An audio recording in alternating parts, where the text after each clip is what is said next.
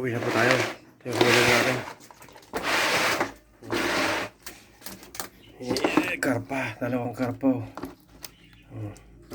Ngayon ang bulig lang. Ayungin na naman. Kakapal ayungin. Ayungin.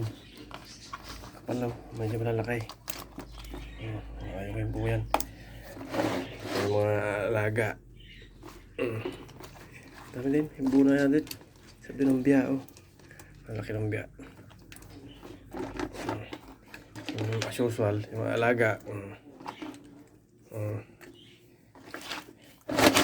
May 2 kilo din. Laki yung bulig. 2. Kahito. Huli ngayon. Sige po, kung dito na ako. Pagpalang umaga po sa inyong lahat. Ito po ang huli natin ng umaga. Isda, halo-halo.